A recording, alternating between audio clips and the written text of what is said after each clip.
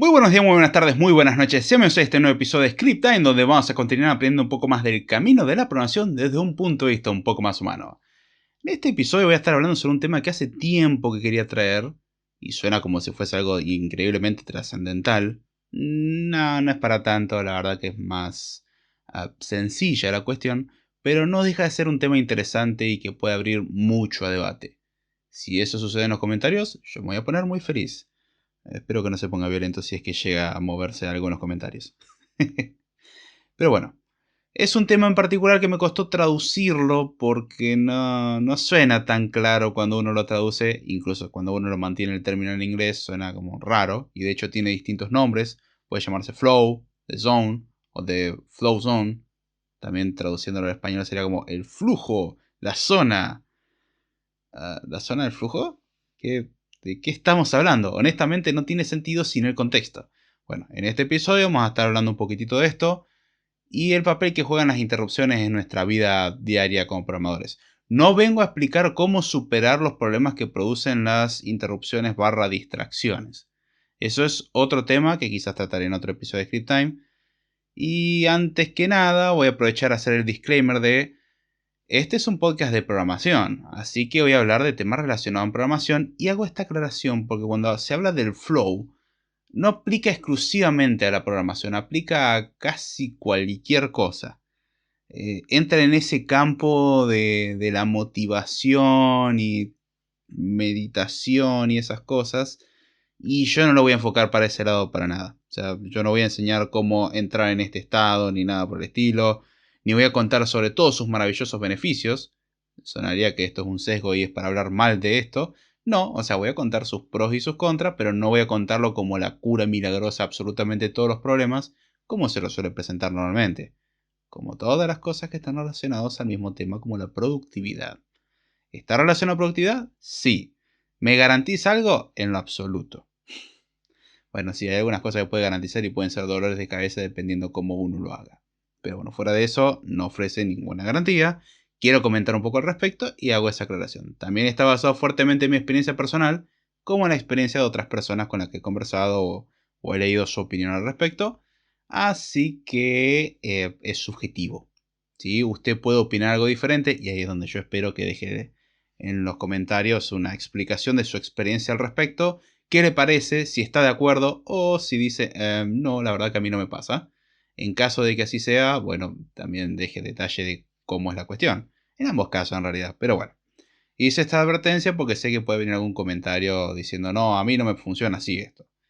Así que ya advertí, esto está basado en opinión, listo. El que avisa no traiciona. Ahora bien, ¿a qué se le llama el flow? Vamos a llamarlo flow, suena raro, suena un poco vulgar dependiendo del caso, no es la intención, se le llama así en inglés y voy a mantener el nombre original, que es con el nombre que lo conocí. Yo lo conocí como el flow, otros lo llamarán the zone, cada uno lo llamará como quiere. No importa, acá lo que importa es lo que quiere decir y acá hace referencia a cuáles son sus beneficios y cuáles son sus contras. Pero bueno, ¿qué es el flujo? ¿Qué es el flow? Es básicamente una especie de estado de hiperproductividad, y pongo hiperproductividad entre comillas, al cual uno puede entrar dado cierto nivel de concentración en una tarea que está realizando. ¿Cómo sería esto aplicado a programación? Es básicamente uno empieza a escribir código y se concentra tanto en donde se abstrae de muchas cosas y entra en justamente un flujo, en una onda en la cual uno puede programar o concentrarse en una tarea durante un periodo relativamente prolongado de tiempo. Vamos a ver que esto tiene sus pros y sus contras y no todo es tan bonito como esta hiperproductividad que uno percibe a la hora de trabajar. ¿Cómo se llega a este estado? Básicamente concentrándose, no hay mucha más ciencia en esto. Habrán tutoriales por todos lados explicando cómo entrar a esto y es como los consejos de cómo dormir bien. Tengo una buena cama, sea estable con los horarios de sueño y váyase a dormir. No hay mucho más consejo para dormir. Obviamente si uno se puede relajar y todo antes de dormir, perfecto, pero eso no garantiza nada. Bueno, con el flow pasa exactamente lo mismo. No hay una receta para entrar en esto. Suele requerir obviamente una predisposición de uno a decir, ok, quiero resolver este problema o quiero enfocarme en una tarea. Si uno no cumple con ese requisito mínimo y el más difícil de todos, olvidémonos, no, nunca se va a llegar ahí. O sea, el que es muy fácil de distraer, esto es un problema. ¿Cómo se llega en caso de ser uno fácil de distraer? Bueno, eliminando todas las distracciones de ser posible. Es decir, eliminar música, eliminar notificaciones, eliminar ruidos externos de ser posible, estar uno y el código básicamente. Es un momento de intimidad en este caso con el código, en el cual uno puede trabajar en él tranquilamente. Es decir, uno se puede dedicar a eso sin tener que pensar en otra cosa. Eso es básicamente. Y acá es donde entran en juego las distracciones, justamente. ¿Por qué? Porque las distracciones rompen este flujo. Uno suele conocer más bien el flow por su negativo. Es decir, uno no le da un nombre a ese estado de concentración, pero sí le da un nombre a lo que le cuesta volver a concentrarse una vez que fue interrumpido. Y esto creo que es un clásico. Uno cuando trabaja, principalmente en la industria de software, aplica otras cosas, pero en tareas que son mentalmente exigentes, ahí está, no me salía la palabra, tienen el problema de que necesitan un nivel mínimo de concentración. Y el temita es que hay gente que no tiene eso en consideración. De hecho, es un clásico meme de algo que nunca tenés que hacer un programador es interrumpirlo mientras está programando. Porque te puede responder de forma muy violenta. Y no es un chiste. Puede responder de forma muy violenta dependiendo del caso. Recomiendo aprender a controlar eso. Pero ¿por qué se va a enojar la persona? O se va a frustrar. O de repente su rendimiento aparentemente va a caer mucho. Que va a venir de la mano de la frustración. Por el hecho de que uno salió de este flow. Porque un detalle que tiene entrar al flow es que toma tiempo. No es inmediato. Uno empieza a trabajar y se empieza a concentrar, a absorberse en esa tarea que está realizando. Y llega un punto donde entra una especie de estado de, entre comillas, conciencia, donde está sumamente enfocado en eso. O sea, es como si tuviese una visión de túnel. Solamente puede ver eso en particular y nada alrededor. Y toma de promedio de 5 a 15 minutos entrar en ese estado. No sale gratis. Y el problema es que una interrupción toma esto. Listo. Fuimos interrumpidos y salimos de ese estado de especie de trance, que no tiene que ver con ningún consumo de ninguna sustancia ni nada por el estilo. Simplemente que uno estaba fuertemente concentrado. Uno diría, ¿por qué no le dicen concentración? Porque es un estado de concentración fuerte, literalmente. O sea, uno no ve absolutamente nada más. Se puede absorber tanto en ciertos casos, en donde literalmente lo pueden llamar y uno no se entera. O pueden haber movimientos cerca y uno no se entera. Y uno se puede pegar unos sustos. Si no me habrá pasado de que de repente me preguntan, che, ¿ya terminaste de tomar mate? Y yo como, ¿eh? ¿En qué momento vino el mate? Y digo, ah, mirá, había un mate en mi mano y me lo tomé. Qué loco. Qué bueno que nadie me quería envenenar. Pero es ese nivel de concentración en donde el resto de las tareas son automáticas y uno tiene la cabeza concentrada, enfocada en eso en particular que está haciendo. En este caso, escribir código principalmente, programar. ¿Sí? No es tanto diseño, es más bien el estar enfocado en resolver una tarea y sobre todo es muy visto en sesiones de debugging, en sesiones de, llamémoslo así, codificación, o sea, de cuando uno escribe código y cosas por el estilo. Se pueden ver en otros contextos también, sí, totalmente. Pero es principalmente en esos dos casos donde yo por lo menos lo he experimentado. Sí, antes que nada, sí, pasé por esto y lo paso muchas veces. Vamos a ver que esto puede no ser tan bueno dependiendo del caso.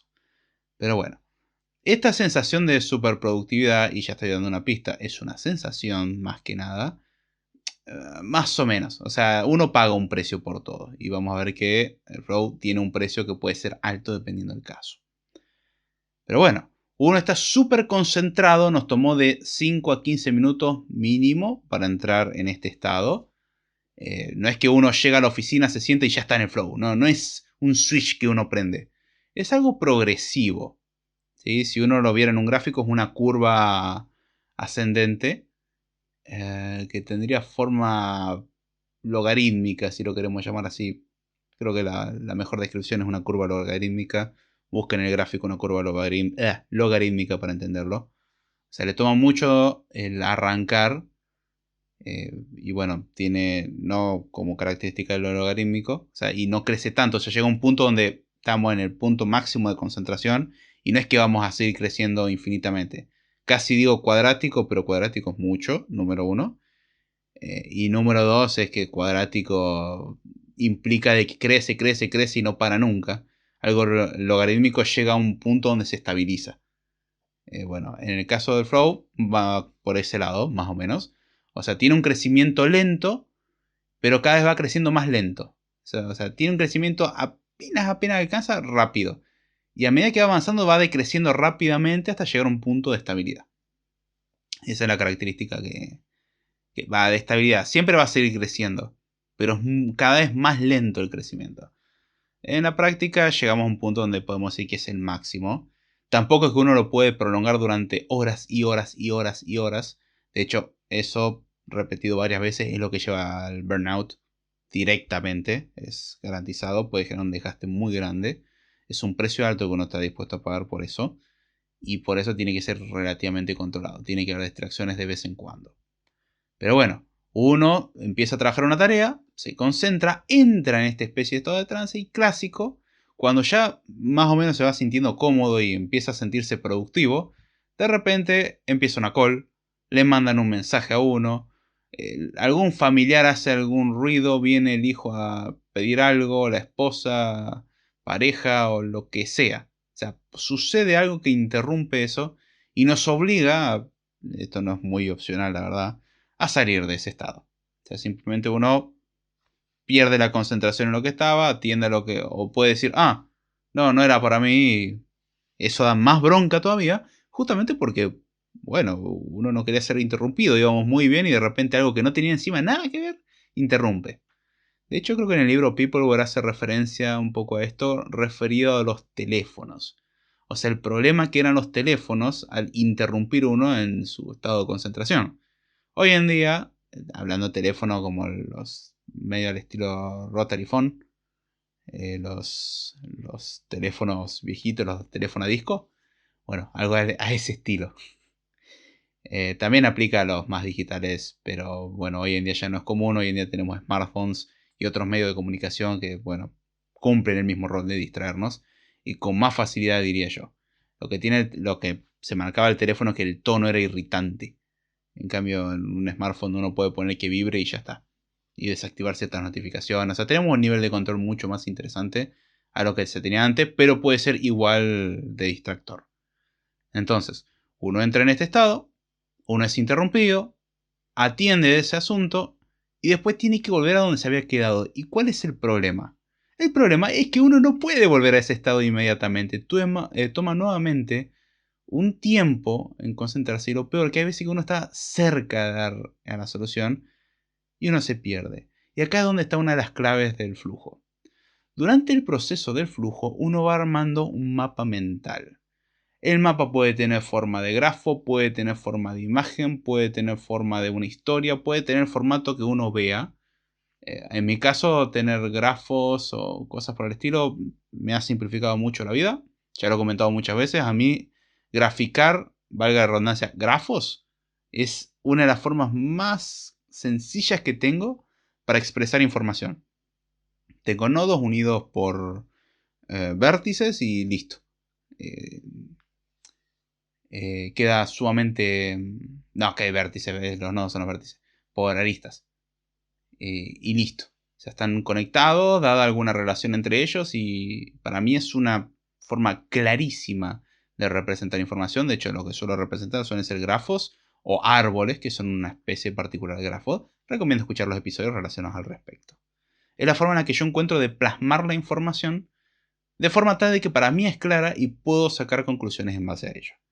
Bueno, también el código muchas veces se estructura así, por eso es muy fácil, es bastante directa la transformación. Ahora, lo que tiene es que uno mientras va metiéndose más y más y más en el flujo, uno va almacenando cada vez más información en este mapa mental. Uno va planteando de a ver, ¿qué pasaría si esto lo cambio por esta otra cosa? Entonces empieza a considerar, ok, esto toma estas variables que se cambian en estos contextos. Y empieza uno a considerar todas las casuísticas y todo. Y de repente, cuando uno ya estaba por sacar la conclusión o llegaba a mitad de camino, ¡pum! Una interrupción. Perdimos todo lo que habíamos acumulado hasta el momento. Y eso es un problema. Y uno me diría, fácil, lo plasmo en un papel o en un editor de texto. Sí, pero después tengo que volver a leerlo, porque no me lo acuerdo, porque lo tenía todo en memoria y de repente me interrumpieron y me olvidé. Simplemente. Entonces, es una de las cosas más frustrantes de la interrupción del flow. Que uno se desconcentra y pierde todo lo que tenían pensado hasta el momento generalmente. No es que uno no se acuerda nada y tiene que empezar desde cero. No es tan así. Generalmente. Uno puede recuperar un poquitito, pero hay cosas que se olvidó. Es inevitable. O sea, uno no está en el mismo estado de trance, llamémoslo así, después de la interrupción que antes de la interrupción. No es lo mismo. Ya uno le va a tomar un tiempo reconcentrarse. Y repito, puede llegar a tomar de 5 a 15 minutos y dependiendo si usted es muy distraído puede llegar a tomar más tiempo. Es dependiendo del nivel de concentración. ¿Cuánto puede durar este nivel de concentración? Y puede extenderse por 5, 10, 15 minutos, 20, dependiendo de la interrupción. Es como el chiste de cuántos huesos componen la cabeza, depende del golpe. Bueno, acá más o menos lo mismo. ¿Cuánto tiempo uno puede permanecer flow? Dependiendo cuánto lo interrumpan a uno, básicamente. Pero hay rangos que se considerarían, llamémoslo así, saludables y ya pasarse eso no estaría bueno. Algunos utilizan la técnica de Pomodoro para organizar sus tareas. Tengo que reconocer sus pros y contras. De esto probablemente también lo hable en otro episodio cuando hable de productividad específicamente. Pero hay veces que justo interrumpe en el momento inadecuado. O sea, no es que el Pomodoro es inteligente. El Pomodoro interrumpe en cualquier momento cuando se cumplió el tiempo. Pomodoro, técnica para obtener productividad que consiste en cronometrar los periodos de trabajo e ir intercalándolos con periodos de descanso. Creo que eran 25 minutos de trabajo, 5 minutos de descanso, 25 minutos de trabajo, 5 minutos de descanso, 25 minutos de trabajo. Y creo que la tercera vez eran 15 minutos de descanso. Algo así creo que funcionaba, no me acuerdo exactamente los tiempos. Hay aplicaciones y todo que lo hacen por uno, páginas web, todo. Pero consiste en dividir las sesiones de concentración o de trabajo en pequeños espacios, de forma tal de que no parezca una tarea gigante, sino de ir pausándolo y tomándose los descansos correspondientes. En cuanto a la concentración, está bueno para poder mantener una salud mental razonable, el tema de cortar cada tanto. El problema es que hay veces que uno podría decir hubieses cortado un minuto antes o un minuto después, porque un minuto antes no me hubiese llevado a empezar este otro flujo, y un minuto después, porque ya estaba por terminar, pero me interrumpiste. Entonces nos rompió el flujo nuevamente. Otra forma de romper el flujo clásica, llamadas. Tenemos 20.000 reuniones. Y este es el problema clásico y creo que da para tema exclusivo de Script Time, de cómo es el tema de la gestión de reuniones. Hay veces, al que nunca haya trabajado de esto, por las dudas le advierto, si usted piensa que lo que más va a hacer en su vida es escribir código, lo que más va a hacer en su vida es planificar y leer código. Escribir es lo último. No significa que no vaya a escribir código, pero es muy probable que se pase horas y horas leyendo código y horas en llamadas de planificación o de soporte o lo que sea, dependiendo de cómo trabaje en la empresa o con el cliente. Pero la mayor parte del tiempo no va a ser escribir código súper increíble. ¿Sí? Eso ya se lo advierto. Si usted está esperando escribir toda la vida código, usted vive una irrealidad probablemente. O permita hacer un conejillo de indias y hacerle muchas preguntas, porque tengo algunas cosas que me encantaría preguntarle en tal caso. Yo sé que muchas veces las empresas tienen esa expectativa de que uno se la pasa escribiendo código y se enojan cuando uno no es productivo desde ese punto de vista. Lo siento, el cerebro humano no funciona así. Que usted quiera vivir una irrealidad no significa de que se pueda. Hay tanta irrealidad en la que se quiere vivir hoy en día. Hay gente que se esfuerza en llegar a esas irrealidades. Lo siento, no funciona así. Pero bueno, es muy común que uno se vea interrumpido y uno va a pasar muchas horas a la semana en llamadas y hay veces que puede ser literalmente la mitad de la semana. Hay días enteros perdidos de sesiones de una cosa u otra y cómo ser productivo en ese caso es todo un desafío. Bueno, si juntamos a eso con que uno tiene que llegar a soluciones buenas y estamos tratando de entrar al flow y constantemente nos interrumpen, es una fuente perfecta para la frustración. Entonces, lo primero que hay que decir es, el flow parece bueno, Pero las interrupciones son poderosas. Sí, eso es una cuestión importante a tener en cuenta.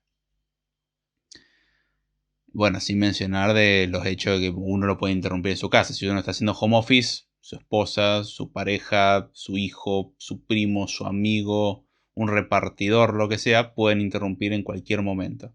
Cuando interrumpen en una llamada no parece ser tan importante. Cuando interrumpen mientras uno está en el flow, es un problema. Porque es frustrante. Y si te interrumpe un compañero para preguntar una tontería, es probable que la respuesta no sea la más agradable. No es que lo va a insultar directamente, pero se va a notar el desagrado por la interrupción porque uno ve que se desvanece eso delante suyo, algo por lo cual tanto trabajó. Una analogía del mundo real que creo que todo el mundo la entenderá, si es que alguno alguna vez soñó. Todos alguna vez tuvimos algún sueño que era sumamente placentero, un sueño hermoso, era perfecto. Uno quería vivir en ese sueño. Y no estoy hablando de soñar, de tener un futuro increíble, es cualquier sueño. El sueño es fantástico, es muy lindo sueño. Puede ser de las temáticas más variadas que se puede imaginar. Pero el sueño es genial. Y en el momento justo, cuando está por ser la mejor parte, cuando se está por llegar al mejor momento, uno se despierta. Por algún sonido, porque alguien lo despertó, es la clásica de justo te despiertan o suena el despertador, lo que pase primero. Algo nos despierta y uno dice, ¿por qué no esperaste 5 minutos más? Y bueno, olvídense, retomar ese sueño es casi imposible. Digo casi porque técnicamente es posible, dado ciertas cuestiones no tan controlables, pero sería posible.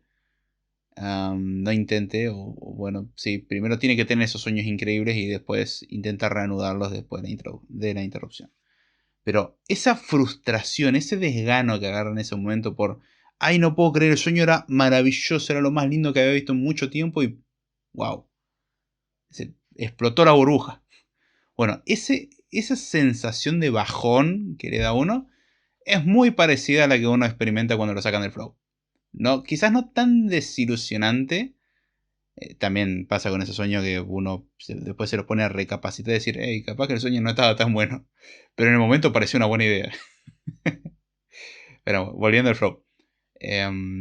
Uno venía súper concentrado. Ya casi llego y. Algo interrumpe y rompe todo y toma mucho tiempo. Y no solamente toma mucho tiempo, es que uno puede no volver a entrar al flow de la misma manera que había entrado y llegar a las mismas conclusiones por las cuales había partido. Es decir, uno estaba por llegar a una conclusión y no significa que si yo lo reanudo, pasados los minutos, voy a volver a estar en el mismo lugar donde estaba pensando, capaz que esté pensando de otra manera y eso me rompe todo. Porque yo quería concluir con la idea anterior y ahora la perdí porque no la tenía anotada en ningún lugar o no la entendí y bueno, no hay nada que hacer. Es el mismo efecto que uno tiene cuando uno se despierta después de soñar y después se pone a tratar de recordar el sueño y cada vez es más difícil. Es como si le estuviesen formateando el disco en ese mismo momento y usted puede ver la destrucción del sueño frente a sus ojos. Bueno, en un sentido metafórico, ¿sí? No es que literalmente el sueño sale de su cabeza y se desmaterializa. Pero más o menos. O sea, uno se va dando cuenta de que, oh no, está desapareciendo. Bueno, con el flow pasa exactamente lo mismo. Son sensaciones muy parecidas. Y eso lleva a que la respuesta de uno no sea la mejor. O sea, uno puede llegar a ser hosco. Hay algunos que, si son poco pacientes sobre todo, que yo no sé qué está haciendo en esta profesión. Porque esta profesión requiere paciencia, paciencia y más paciencia. No significa ser un santo increíble. Ayuda, obviamente. Pero no es fácil llevar las cosas si uno no aprende a tener un poco de paciencia. Si no, se va a frustrar mucho. Porque hay muchas cosas que impacientan. Clientes, jefes, proyectos, deadlines, compañeros, incapacidad propia, etc. Es un mar de frustraciones si uno no lo sabe controlar.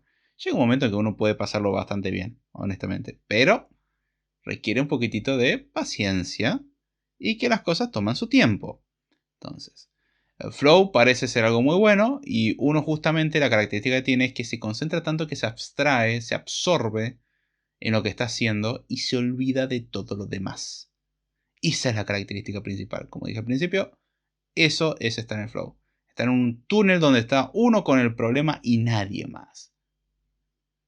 Y acá es donde empiezo a comentar lo que no está tan bueno el flow. Porque es cierto de que uno siente que está yendo más rápido.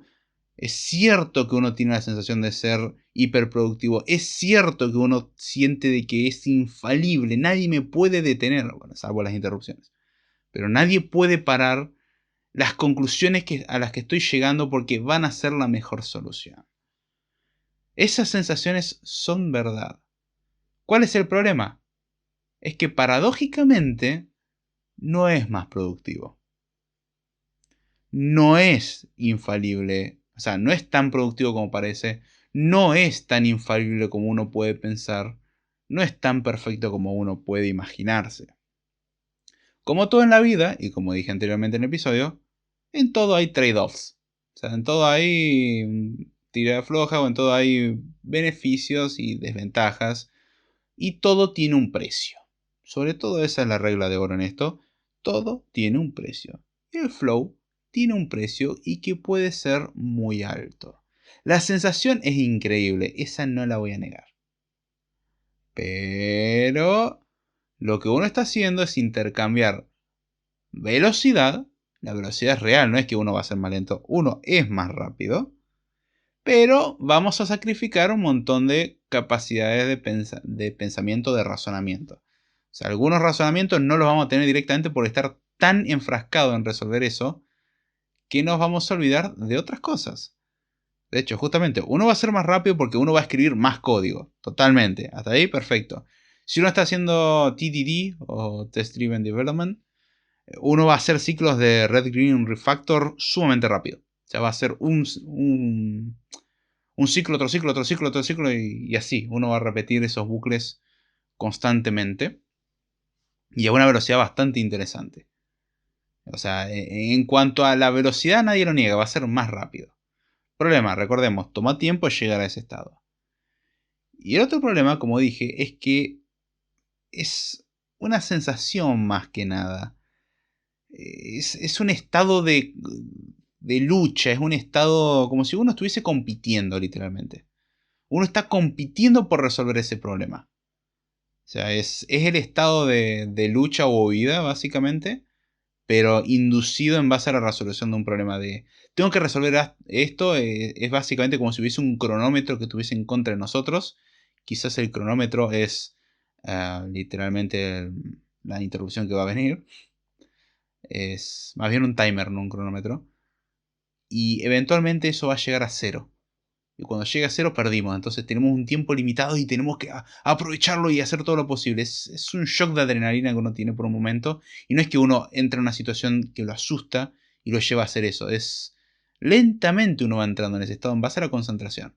Y puede llegar a ese, o sea, en caso máximo, a algo parecido. No es lo mismo, pero parecido a ese shock de adrenalina que uno tiene cuando trabaja bajo presión.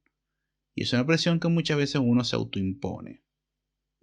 Entonces, uno va a obtener velocidad, pero uno va a perder el vistazo general, el panorama del problema que está tratando de resolver. Uno se va a concentrar tanto en ciertos detalles que puede que uno se olvide muchas cosas del panorama. ¿Sí? Al estar tan concentrado nos olvidamos del resto.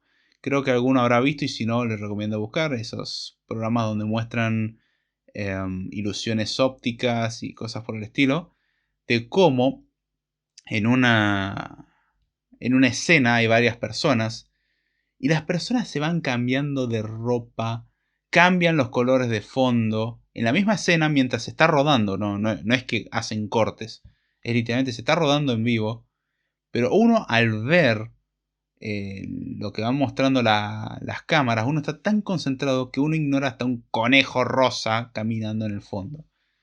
Creo que ese era National Geographic, no me acuerdo, hace un montón de años lo había visto. O sea, pueden buscar en cualquier caso, es un detallito de la concentración y uno no puede creer lo que está viendo, decir, sí, yo no lo vi.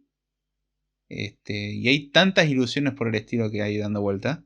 Bueno, exactamente lo mismo lo que nos puede pasar por la concentración. Puede que un montón de cosas cambien alrededor, o puede que un montón de cosas estén sucediendo, y nosotros las vamos a ignorar olímpicamente porque estamos concentrados en algo en particular. Y esto es lo que hace que el flow tenga una desventaja grande. O sea, tiene un beneficio interesantísimo, que es un grado de concentración muy bueno y que nos permite enfocarnos en un problema específico durante un cierto periodo de tiempo, y que durante ese periodo de tiempo vamos a ser rápidos. ¿Sí? La productividad se incrementa bastante. Pero ¿por qué digo que no es tan productivo? ¿Por qué no es productivo y puede llegar a ser contraproducente? Porque justamente uno, al ignorar el panorama, lleva a tomar decisiones no tan buenas, y lo que lleva a que uno va a tener que ir y volver, y vamos a tener que revisar el problema porque uno no lo resolvió como era esperado. Es decir, vamos a tener que ir al panorama, vamos a volver a concentrarnos y vamos a meter la pata de nuevo y así. Entonces, en vez de escribir o resolver el problema bien, pensándolo más tranquilo, uno se sometió a este flujo de pensamiento específico e ignoró ciertos detalles del contexto. Y eso lleva a que, ojo, no hay garantía, pero puede que uno pierda el tiempo porque después tenga que de todas maneras rehacer un pedazo importante, y puede que esto se repita varias veces. Es como el clásico flujo de: yo no pensé muy bien cómo resolver el problema, pero no importa, voy a empezar a escribir el código que lo resuelve, voy a ser increíble. Y de repente no anda y como, hay un bug. Entonces uno vuelve y revisa todo a ver dónde está el bug. Encuentra el bug y lo corrige. Prueba de nuevo y, no, sigue habiendo otro bug. Vuelve y revisa todo a ver dónde está el otro bug. Y así.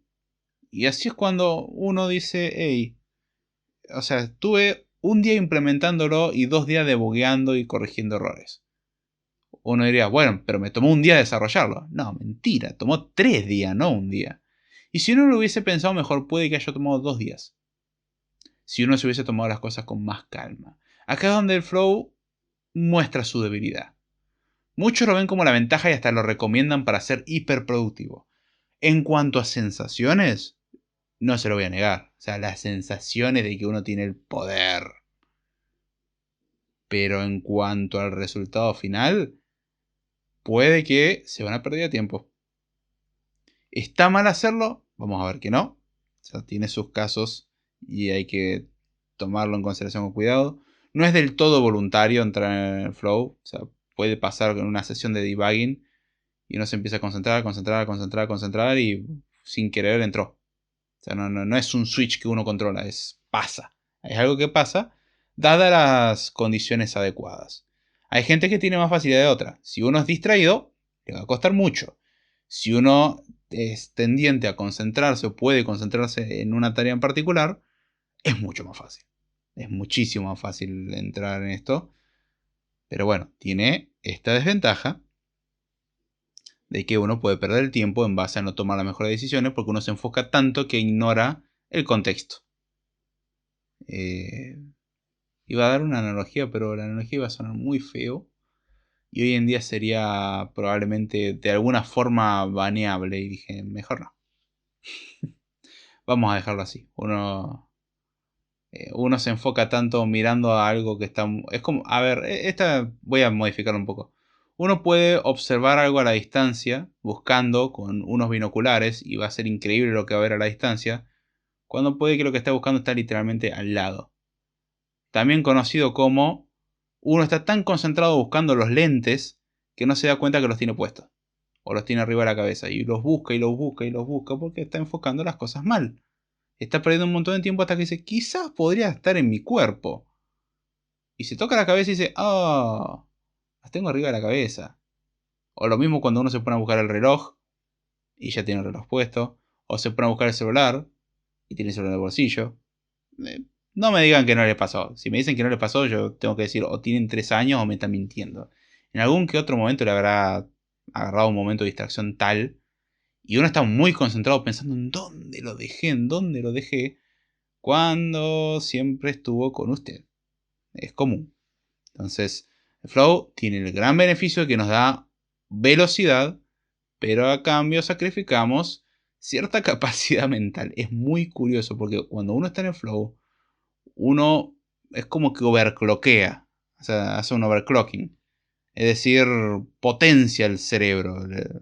Lo fuerza a ir más rápido de lo normal.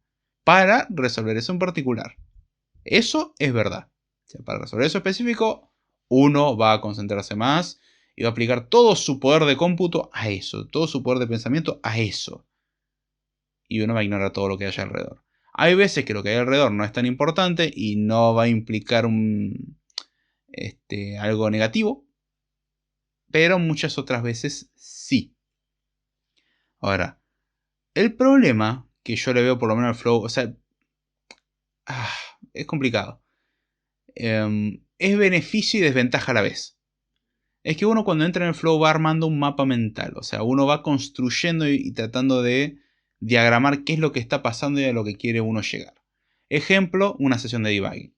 Hay un bug, entonces uno dice, ok, cuando muestra esta alerta, o sea, lo que yo sé que muestra esta alerta y no tendría que estar mostrándola. Si yo tengo conocimiento del proyecto, la búsqueda la puedo acotar muchísimo y no me va a tomar ni 5 minutos. Es lo que tendría que ser eso. Pero muchas veces no es así. Entonces tengo que intentar reproducirlo. Y pruebo distintas casuísticas hasta que logro reproducirlo. Eso me toma un buen tiempo. Ya estoy entrando en el flow. Una vez que pude reproducirlo, tengo que preguntar por qué pasa tal cosa y no tal otra que tendría que estar sucediendo. Entonces tengo que hacer mapa mental de, ok, sé cómo entrar, sé cómo sale, no sé qué es todo lo que pasa en el medio y el por qué pasa. Entonces primero tenemos que reconstruir el camino y después tenemos que entender por qué no se comporta como nosotros esperábamos. En todo ese proceso, ese mapa del punto de partida al punto final, uno va construyendo literalmente un mapa. O sea, un grafo que dice, bien, primero va acá, luego acá, luego acá, luego cambia por esta cosa que viene allá, luego va a preguntar tal cosa al servidor, y así uno va construyendo todo literalmente un flujo, mientras uno está en este túnel de concentración. Y el problema es que muchas veces esto no es tan sencillo y lleva a tener un mapa gigante y un montón de suposiciones de, bueno, mira, para que esto suceda tiene que ocurrir todas estas cosas. Porque encima quizás el punto de entrada es correcto. Quizás los datos que vienen son correctos, pero un caso muy específico, dado un dato de entrada, sale mal, cuando tendría que salir por otro lado. Entonces uno tiene que decir, no, un momento. Primero, encontré algo que esté mal. ¿Está todo roto o una partecita muy específica? Y así cuando uno va manteniendo un montón de variables en literalmente memoria, o sea, se las va acordando de memoria. Yo lo que hago para disminuir este efecto lo intento ir escribiendo porque también me sirve como autodocumentación, que va a quedar desactualizado muy rápido, pero no importa. Sirve para, si tengo que volver a ver el mapa mental, lo tengo anotado, no me lo tengo que memorizar. Pero uno en ese estado de concentración, justo en lo que menos piensa es en escribirlo. Generalmente, hay excepciones. Y lo que termina pasando es que justamente cuando lo interrumpen, ese mapa se destruyó. Y uno tiene que empezar casi desde cero. Ahora por lo menos sabe cuál es el punto de arranque y algunas cuestiones se acuerda. Pero nuevamente hay que reconstruir. Y el problema que implica esto, fuera de la frustración que es empezar desde cero casi, es que ese periodo de tiempo en el cual uno está súper concentrado y reteniendo esa información en memoria no es gratis. Cansa. Es como un ejercicio isométrico. A ver, vamos a hacer alguna referencia del mundo real sencilla. Uno puede tener un paquete de harina de 1 kilo en la mano. Reemplace harina si usted es celíaco por otra cosa. ¿Sí? Pero un paquete de 1 kilo de algo. 1 kilo de yerba. 1 kilo de azúcar. 1 kilo de sal. 1 kilo de lo que usted quiera. 1 kilo de tierra. Ya hoy en día todo le cae mal a todo el mundo, así que no creo que tengan problema con 1 kilo de tierra. O 1 kilo de oro, ¿por qué no? Bueno, usted tiene 1 kilo de algo. Sostenga eso que pesa 1 kilo y salvo que usted tenga alguna dificultad o alguna discapacidad, no creo que tenga mucho problema en levantarlo. O sea, si usted está escuchando esto, calculo que tiene una edad mínima razonable y que sabe ya hablar y entender estos temas. Entonces, usted va a levantar ese paquetito y no va a ser difícil. O sea, no hay problema. Ahora, lo que le voy a pedir es que mantenga ese paquete a esa altura durante 10 minutos y después hablamos. ¿Qué es lo que va a pasar? El brazo se va a cansar y es algo de 1 kilo y que uno lo levanta y dice, sí, lo levanto, no es nada. Y de repente, eso que no era nada empieza a pesar, pesar, pesar, pesar, y se empieza a cansar el brazo. Y empieza a doler. Y aunque uno deje, porque supongamos que estamos 5 minutos o 10 minutos, aguantamos bien, dejamos el paquete, descansamos 10 minutos y uno se va a sentir, primero, cuando deja el paquete se va a sentir bien. Cuando descanse 10 minutos se va a sentir mejor. Ahora, cuando le pida de nuevo que repita exactamente lo mismo y levante ese paquete otra vez a la misma altura por otros 10 minutos, va a notar de que su rendimiento de repente es mucho menor. Ya a los 15 segundos empezamos a sentir de que esto no está tan bueno. Quizás antes, quizás después, dependiendo su resistencia y su actividad física, pero en general no va a resultarlo igual que la primera vez. Si usted reintenta al día siguiente o 2 o 3 días después, va a volver a como estaba inicialmente. Exactamente de la misma manera, el flow afecta al que se mete básicamente. Si uno se mantiene durante demasiado tiempo en este flujo de concentración, uno se desgasta, uno se cansa. ¿Sí? Piénselo como un par de zapatillas. Por ejemplo, shoes, por las dudas. Zapatilla, ¿qué otro nombre dan? Tenis en otros idiomas. En otros idiomas, en otros países. Usted entiende. Calzado, básicamente. La primera vez que lo usa está fantástico, pero a medida que lo va usando se va desgastando. A ver, su propio cuerpo se va desgastando. No tenemos que ir tan lejos. Sí, usted se está poniendo viejo. ¿Le guste o no le guste? Bueno, eso exactamente el mismo problema sucede con la mente. La mente necesita descansos y 15 minutos muchas veces no es suficiente. Entonces, esa es la razón por la cual muchos consideran que el flow parece lindo, pero dada la desventaja de que me impide concentrarme en otras cosas, porque estoy enfocado en algo específicamente, dado el arranque de ira que me puede agarrar si me sacan de ahí, aunque esa última parte es muy discutible, ya uno tendría que aprender a controlarlo, y dado el desgaste que eso implica, puede llevar que literalmente usted arranque un lunes, luego un hermoso fin de semana largo de descanso, sin haber pensado en ningún momento sobre el trabajo, salvo el domingo a última hora cuando puso el despertador para el lunes. Arranque el lunes y al mediodía ya esté cansado. Y no es por el efecto lunes de que fiaca. Es el efecto me saturé entrando acá y dando, o sea, concentrándome durante 4 horas. Uno pasa el mediodía y ya dice, wow, también faltan 2 o 3 horas más y eh, ya estoy cansado. Exactamente ese es el problema. El flow tiene ese problema. Es un periodo prolongado de tiempo concentrándose. Y si a eso le agregamos un montón de distracciones alrededor, peor. O sea, ya el mero hecho que haya ruido de fondo, ruido que a uno le moleste, ya solito eso, sin necesidad de flow, desgasta. Bueno, ahora agreguémosle el flow. Y encima el flow toma más tiempo porque uno se tiene que enfocar más. Tiene que hacer un esfuerzo mayor para concentrarse generalmente. Entonces lleva a que, bueno, eso termina cansando a uno. Esa es una de las razones por las cuales el flow está bueno, pero bien controlado, pocas veces de ser posible. ¿Significa que yo no lo puedo controlar? No. O sea, bueno, sí y no. O sea, puede suceder, pero intento de que dure lo menos posible porque me canso, ya me conozco. He llegado al burnout y no quieren estar ahí. Así que aprendan a tomarse su descanso, a tomarse las cosas con calma y tener estrategias para limitar esto. Pomodoro podría ser una de ellas. Es discutible. Pero lo recomendable para esto es eventualmente distraerse. ¿Cómo? Leyendo correos electrónicos y contestándolo. Eso lo obliga a uno a salir del tema en que estaba pensando y meterse en otro. Buscar algo en internet, algunos leen tweets o se ponen al día con alguna noticia o buscan algo que les interese.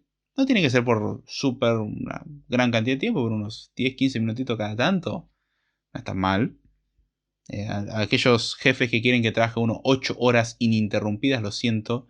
No somos robots. Si usted piensa que funciona así, si usted, señor jefe, piensa que funciona así, o si usted, señor empleado, piensa que funciona así, lamento decirle que la realidad le va a dar la contra, o si usted es un jefe sobre todo, todos sus empleados se le van a ir, y si usted es el empleado, probablemente usted se queme dentro de muy poco. O sea, va a entrar en el burnout.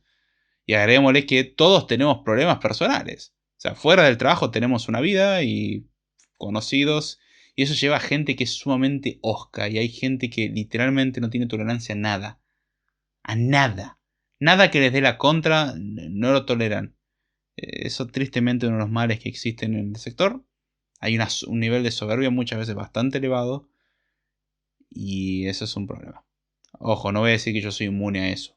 Intento no caer en eso. Pero hay gente que literalmente es insoportable. Me ha tocado trabajar de vez en cuando con esas personas. Es algo que no da gusto, honestamente.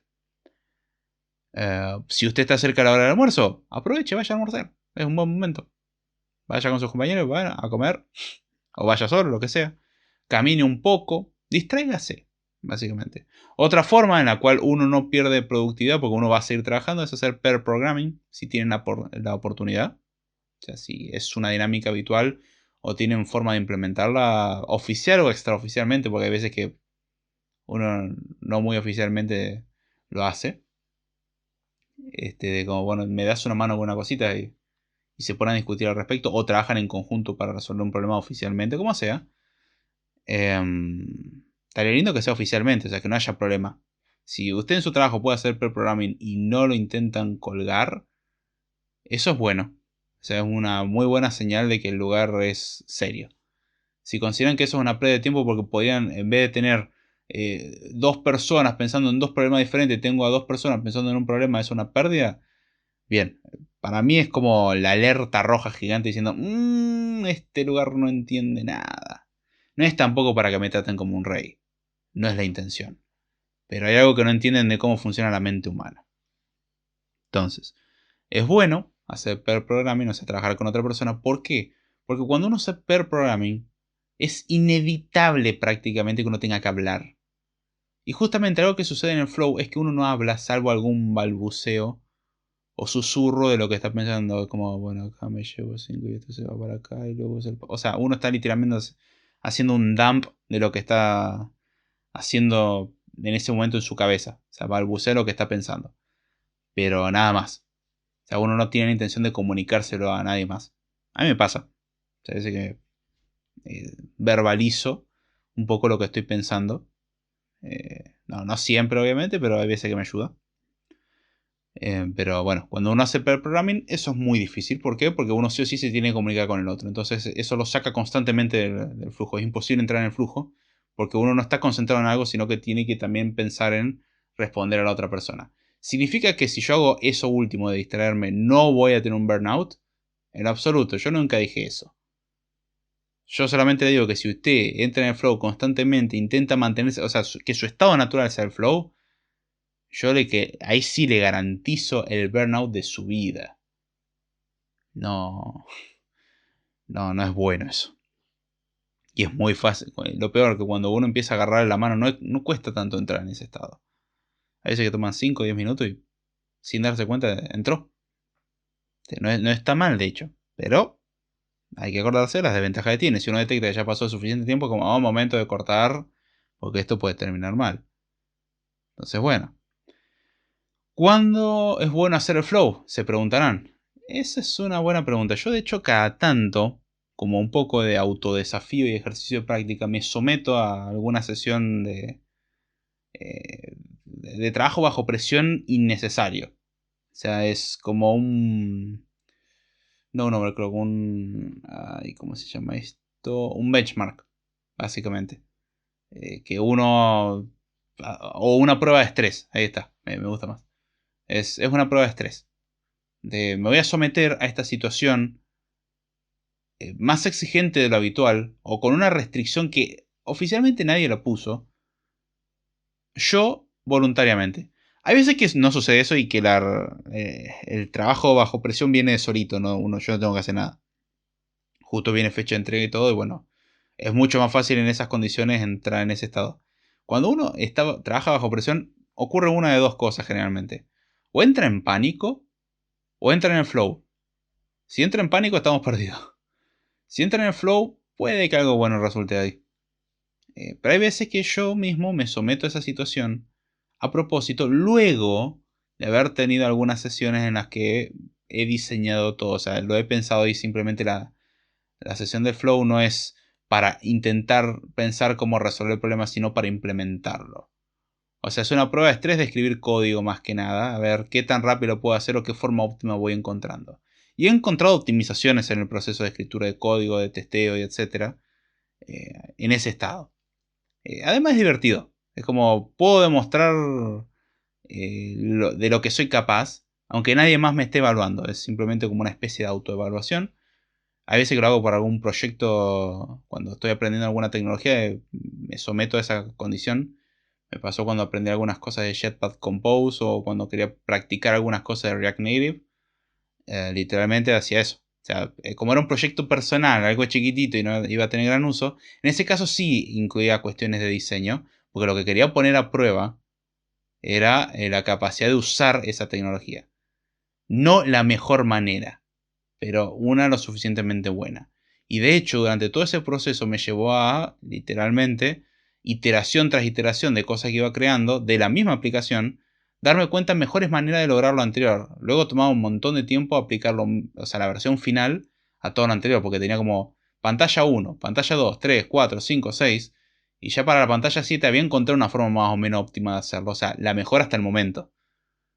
Y convertir la 1 en lo que había en la 7, o sea, con el mismo estilo, era como, uff, casi que lo tengo que reescribir, ¿no?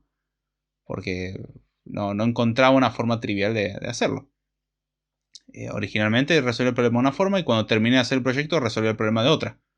O sea, me llevó a sacar mejores conclusiones y muchas veces esas mismas conclusiones las podía aplicar a otros proyectos. Pero esos son casos donde yo mismo me someto a ese tipo de situaciones. No tanto para entrar en el flow, sino que me pongo una condición de trabajo bajo presión. Y como sé que si fallo, no pierdo, la parte de entrar en pánico no tiene tanto sentido. Y entonces es más probable que entre en el flow. Puede que no. Puede que literalmente no logre concentrarme mucho y mi productividad sea baja y punto. O puede que logre ese pico de rendimiento por un periodo corto de tiempo. Eso sí, genera un cansancio interesante. Y es como, bien, lo hice hoy y no lo vuelvo a hacer en unos cuantos días, semanas, meses, lo que pase primero. Pero si lo hago 4 veces al mes, como, wow. eh, Me puse bajo presión en serio.